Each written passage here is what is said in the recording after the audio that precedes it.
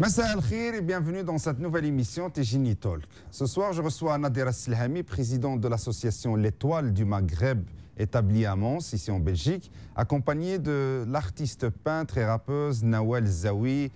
Bienvenue dans votre émission. Merci. Alors, merci de nous accueillir. Avec plaisir. Nadia Selhami, donc vous êtes la présidente de cette association L'Étoile du Maghreb. Oui. Je vous accueille pour parler d'une activité que vous allez organiser le 9 mars. Tout à fait. À l'occasion du 8 mars, de la Journée internationale de la femme. Alors Nadira, d'abord, c'est quoi l'association, si tu peux nous la présenter en quelques... La présenter rapidement, on va dire que c'est une association qui regroupe le pays du Maghreb, enfin les différents pays du Maghreb, notamment l'Algérie, le Maroc, la Tunisie, nos amis libyens. Et je mets trois petits points derrière parce que le Maghreb est très grand. Donc je dis bienvenue, moi, tous les gens qui veulent s'intégrer dans ce grand Maghreb. Alors, vous venez de Mons. Tout à fait. Mons, c'est une région qui accueille beaucoup d'Algériens. Comment expliquez-vous ça? Écoutez, je pense que c'est l'histoire qui veut que les Algériens sont sur Mons. Hein. Il faut un petit peu voir par rapport à l'historique de notre guerre en Algérie. On a beaucoup d'anciens moudjahidines, d'anciennes familles qui se sont installées, entre autres, pour travailler dans les mines.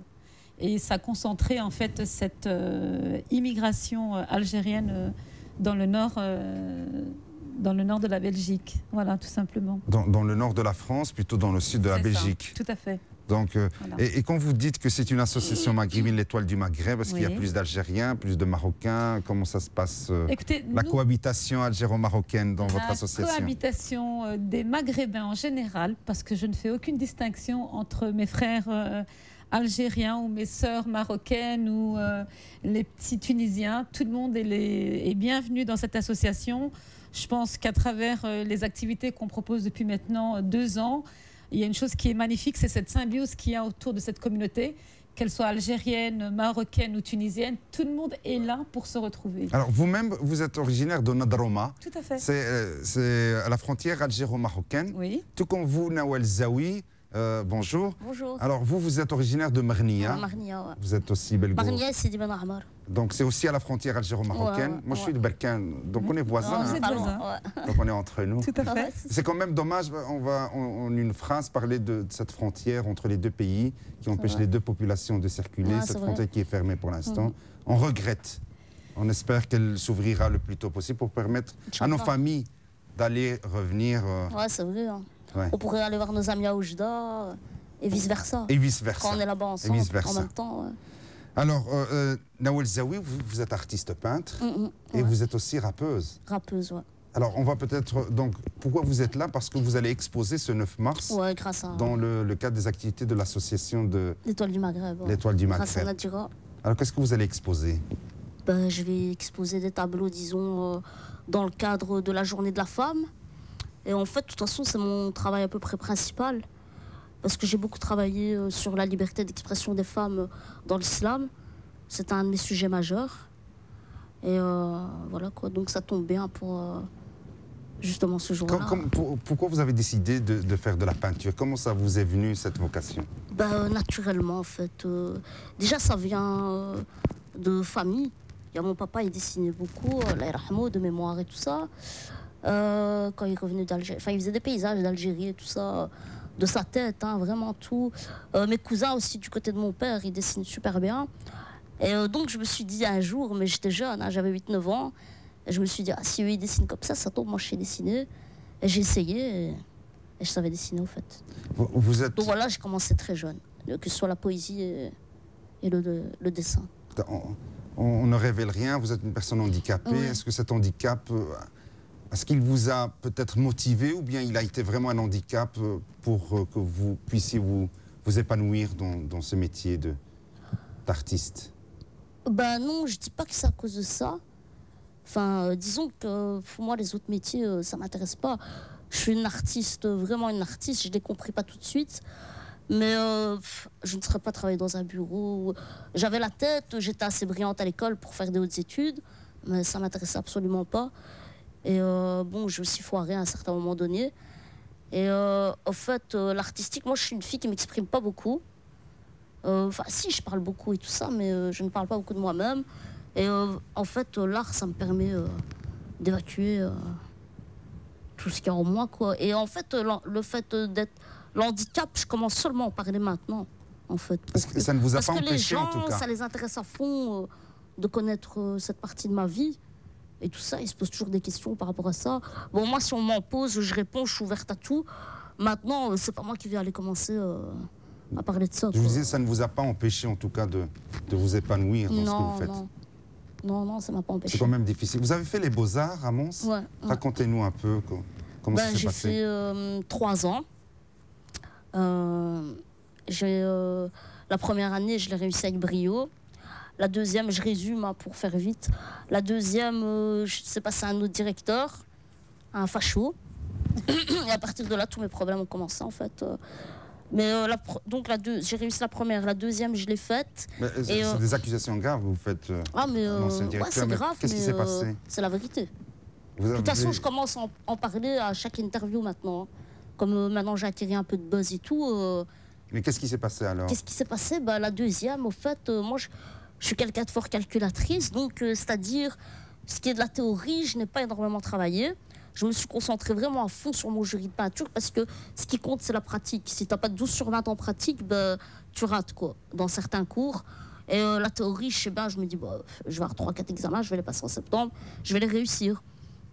En fait, ils m'ont busé à mon jury, ils m'ont baissé des notes et tout. Ils m'ont inventé par rapport à l'assiduité, le comportement, c'est ce qu'ils m'ont inventé. Bon, moi, quand j'ai vu, ça a été un coup de massue parce que je ne m'attendais vraiment pas à ça, mais quand j'ai eu mes résultats en juin.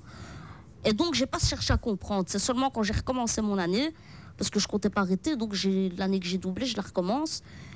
Et là, j'ai été interroger mes profs, je leur ai été demandé pourquoi j'avais 16 à ma cotation, et quand j'ai eu le bulletin, j'avais 14. Parce que quelques points retirés comme ça, 1 point par-ci par-là, 2 points, ça a fait que j'ai doublé d'office. J'ai même pas le droit au recours. Vous avez eu le sentiment d'être discriminé? Pas quand j'ai doublé, non. La première, deuxième, je savais pas ce qui se passait. C'est quand j'ai vu mes notes, je me suis dit un truc qui est pas normal. Mais en plus, c'est quand j'ai redoublé, que j'ai recommencé, que là, j'ai compris. Certains profs m'ont dévoilé certaines vérités aussi. Ils m'ont dit, non, tu n'as jamais changé tes cotes. Ça se passe plus haut. Je dirais certainement pas leur nom pour pas qu'ils aient de problème. Mais il y a 2-3 profs qui ont été honnêtes avec moi. Et donc après, la deuxième, je recommence en juin. Ils savaient déjà que je doublais avant la délibération. Donc moi, mais là, ils n'ont pas pu réussir à m'avoir avec le jury parce que j'ai changé de sujet. Ce que je me suis dit, moi, personnellement, c'est le fait que, certainement, c'est des fachos, parce que je suis algérienne. Mais c'est quoi le truc qui les dérangeait? La chaise roulante, le fait que je sois algérienne. Jusqu'alors, je n'ai pas compris. Mais moi, je pense que c'est mon sujet, la liberté d'expression dans l'islam. Je pense que ça les a dérangés. Ils la liberté d'expression dans l'islam. Vous avez terminé ce mémoire? Je n'ai pas terminé, ils m'ont cassé parce qu'après... Donc j'ai fait ça en deuxième, j'ai doublé d'office. Deuxième année, je me suis dit, si je reprends ce sujet, qui est un travail de plusieurs années, c'est pas un travail d'1 an, ça, j'ai pas fini, vous voyez. Et je me dis, si je le continue, je vais rater. Ils vont encore me péter à mon jury de peinture et tout. Donc j'ai changé carrément de sujet. Là, comme par hasard, j'ai réussi mon jury de peinture, hein, comme par hasard. Pour être je sais pas, un bon peintre, est-ce qu'on est obligé d'avoir un diplôme? Non, mais ça... Mais en Belgique, on est obligé d'avoir des diplômes pour avancer dans la société? Pas du tout. Donc on n'est pas obligé d'avoir un diplôme? Non, mais c'était personnel, je voulais un diplôme. Une reconnaissance plutôt? Je voulais un truc... Nadira, comment s'est passée cette rencontre entre votre association et Nawel? Mais Nawel, j'ai eu le plaisir de l'avoir déjà à travers les clips de rappeuses. Ça, on va en revenir. Hein. On n'a pas encore parlé de cette époque-là qui continue. Oui. D'accord, on y reviendra. Voilà. Donc, j'ai eu l'agréable surprise de rencontrer Nawel déjà par les liens qu'on a entre nous déjà. Je pensais qu'elle avait eu sa chance. Je pensais qu'elle était médiatisée partout. Et je me suis rendu compte qu'ici en Belgique, on ne la connaissait pas. Et je lui ai dit, mais écoute, tiens, pourquoi ne pas mettre à l'honneur cet art que tu veux développer, même si c'est pas, on va pas parler de professionnalisme, mais je dis, tout le monde débute. Pour être connu, on passe tous par le stade de débutant.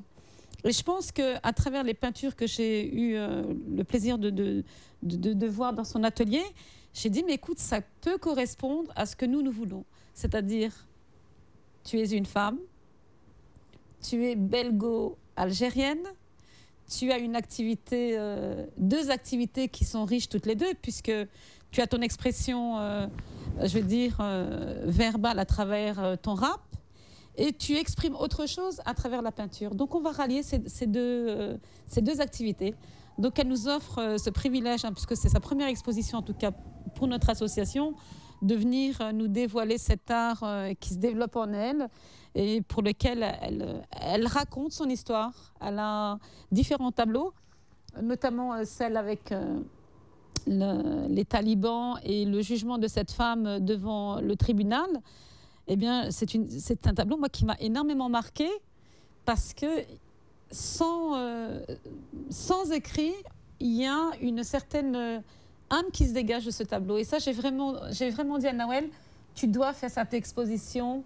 Et même si tu es débutante, eh bien, nous, on est là aussi pour booster ces jeunes qui débutent et puis qui veulent montrer leur savoir-faire. Et on est là, en tout cas, pour les aider. Nawel, quel genre de peinture faites-vous? C'est une peinture assez sombre, mais avec des belles couleurs quand même. Je suis assez coloriste. En fait, ma peinture, c'est surtout, vous voyez, la lumière et les ténèbres, le mélange des deux, un peu comme comme j'explique à Nadira, c'est le fait d'être pris entre deux cultures. Je pense que ça m'a marqué beaucoup. Ça marque mon écriture et ma peinture, en fait.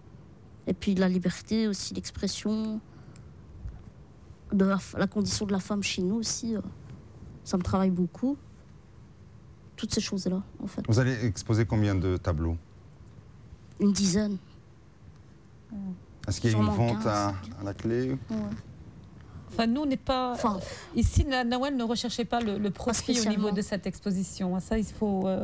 C'était pas la démarche première, en fait. C'était pas une question de vendre des toiles. Le plus important, c'était de faire véhiculer l'image de ce que représente la femme, l'islam, par la vision de cet artiste. Alors, selon vous, quelle est cette image de la femme maghrébine qui vit ici en Belgique? Je ne sais pas, que vous voulez donner. Mais moi, je pense que la femme maghrébine ici en Europe vit très bien sa vie. Je pense qu'elle a le loisir de pouvoir travailler, de pouvoir recevoir une éducation, de côtoyer tous les milieux professionnels dans la mesure de ses capacités, bien sûr. Je pense qu'au niveau social, elles sont toutes aidées. Je pense qu'ils ont tous l'opportunité de pouvoir réussir ici en Europe, quel que soit, je veux dire, le niveau social de la personne. Et la femme algérienne, vous la voyez comment? La femme algérienne est une femme très impliquée. Tout le monde sait, d'ailleurs, en Algérie, dans les foyers, que c'est la femme qui dirige le foyer. La femme algérienne, c'est une femme qui est décideur. Elle a, contrairement à ce qu'on peut penser, elle a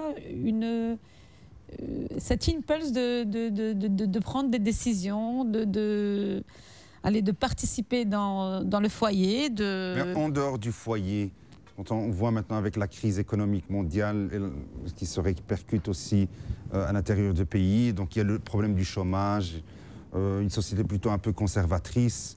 Donc comment voyez-vous ce combat de la femme pour la liberté, l'épanouissement? Vous parlez ici ou... Non, en Algérie. En Algérie, écoutez, moi j'ai eu le plaisir... Vous êtes belgo-algérien, oui. Donc vous connaissez très bien moi votre j'ai eu le plaisir d'aller visiter notre chère patrie, l'Algérie, que j'adore, que je suis vraiment une fervente admiratrice de ce pays qui est magnifique.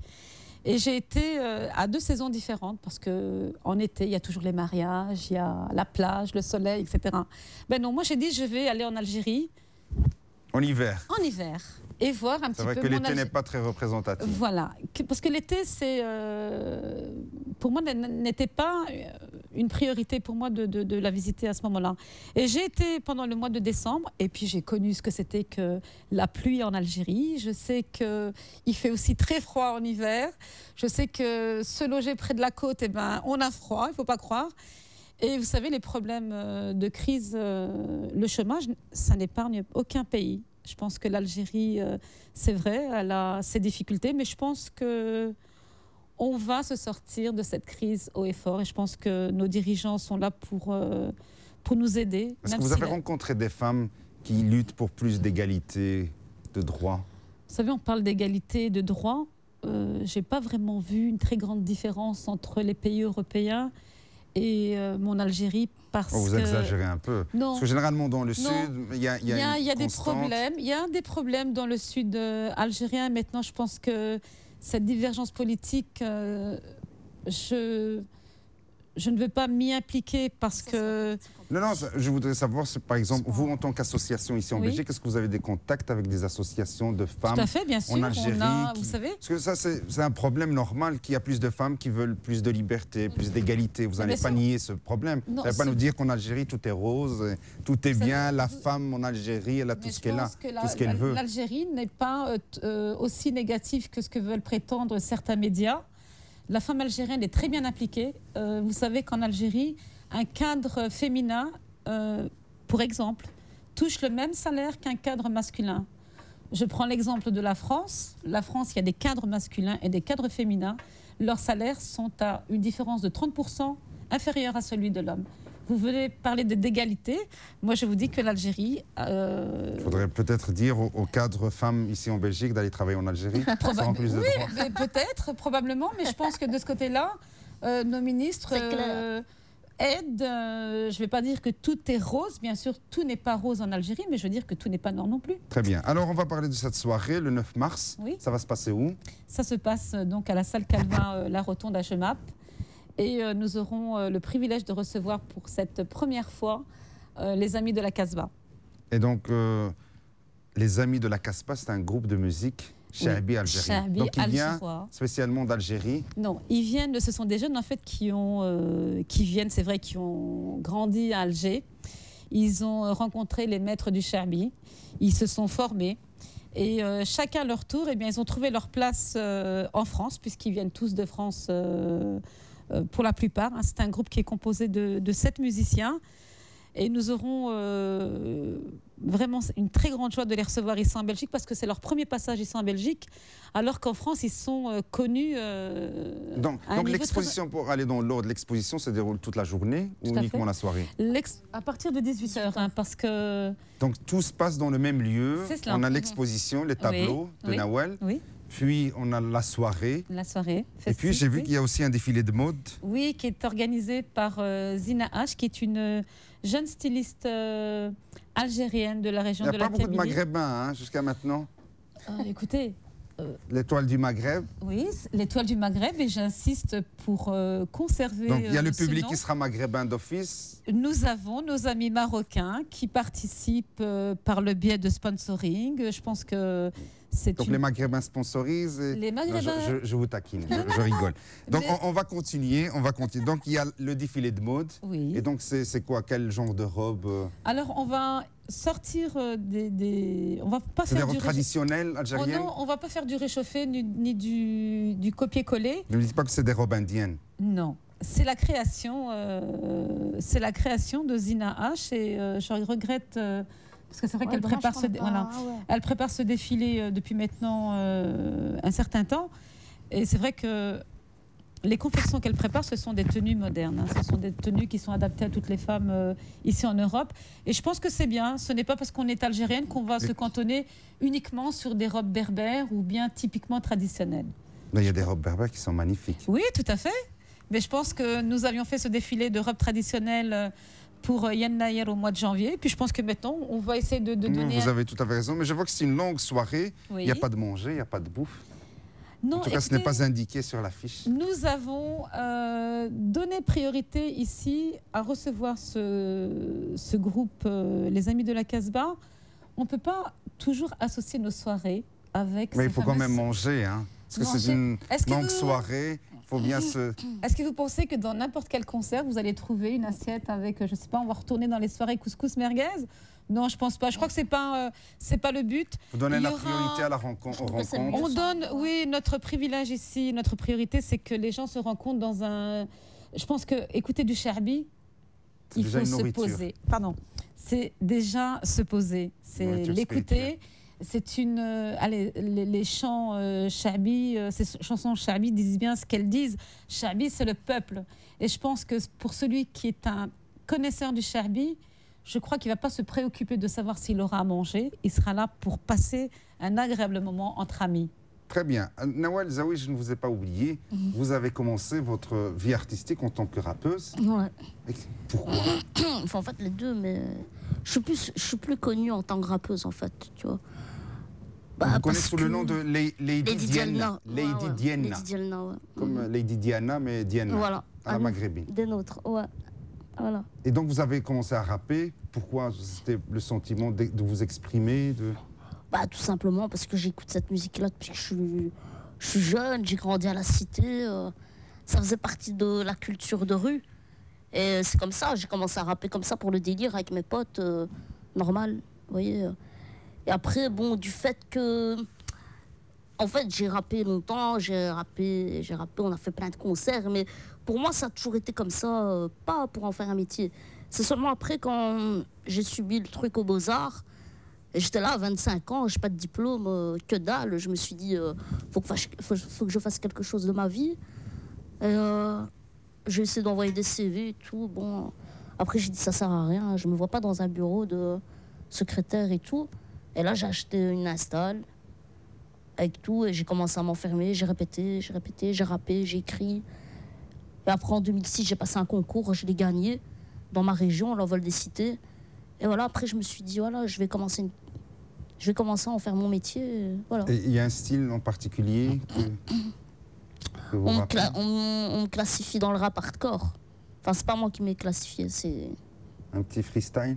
Un petit freestyle. Ok. Lady Diana en pleine écriture. L'indifférence, c'est ça qui tue. Rester dans le droit chemin, je trouve ça si dur. Je ne marche pas, pourtant je bois jusqu'à ce que je titube. Les bonnes actions, il n'y a que ça qui dure. Chez moi, il y a toujours une sombre issue. Aujourd'hui, c'est un prix sur chaque chose. Et que je m'en sorte, c'est pas si sûr. Les salopes simulent, on a l'habitude. Je quitte pas le sol, ma poésie prend de l'altitude. L'amplitude de ma misère, chez moi, c'est pas une attitude. La cigogne m'a livré avec un virus. Ils parlent de galère et zama, de leur vécu. Moi, je remercie le Seigneur d'avoir survécu. Même si je voudrais te dire que ta rime est bien vêtue, mais l'habit ne fait pas le moine, l'homme est tu. Moi, je vis dans l'inquiétude, sais-tu. Parfois, je regrette de ne pas avoir fait d'études. Voilà. Bravo. Il était plus au point, celui-là. Je disais, hein, Nadia, vous avez de la chance. Donc, si demain, les amis de la Casbah ne viennent pas, vous avez l'artiste peintre, la rappeuse. Votre soirée est sûre d'être réussie. Alors, je vous rassure tout de suite, les amis de la Casbah, ils seront présents. Bien sûr. Ils seront présents, toutes les réservations ont été faites.